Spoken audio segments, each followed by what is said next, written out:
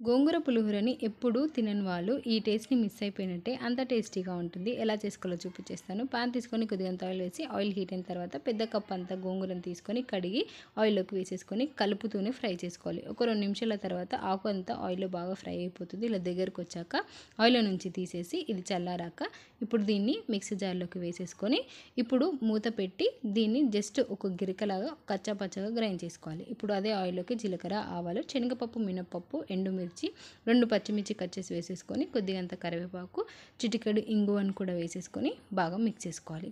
ఇది బాగా మిక్స్ చేసిన తర్వాత దీంట్లోకి అలాగే వెల్లుల్లి, చిటికెడు పసుపును కూడా వేసేసుకొని బాగా మిక్స్ చేసి మనం కచ్చాపచ్చగా గ్రైండ్ చేసుకున్న గోంగూర పేస్ట్ని కూడా వేసేసుకొని దీన్ని బాగా మిక్స్ చేసుకోవాలి. ఆయిల్లో మరికొంచెం సేపు ఫ్రై చేసిన తర్వాత దీంట్లోకి ధనియాలు, శనగపప్పు, మినపప్పు పొడి కొట్టింది కూడా వేసేసుకొని బాగా మిక్స్ చేసి 2 నిమిషాల నుంచి స్టవ్ ఆఫ్ చేసుకోవడమే. ఇది చల్లారాక మన పొడి అన్నం తీసుకొని దీంట్లోకి కొద్దిగంత ఉప్పు వేసి మన గోంగూర పులిహోర కూడా వేసేసుకొని బాగా మిక్స్ చేసుకోవాలి. ఇలా మిక్స్ చేసుకొని తినేయడమే. చాలా టేస్టీగా ఉంది. నేను కూడా ఎక్స్‌పెక్ట్ చేయలేదు ఇంత టేస్టీగా ఉంటుందని. మీరు కూడా ఒకసారి ట్రై చేసి మీకు ఎలా వచ్చిందో చెప్పండి.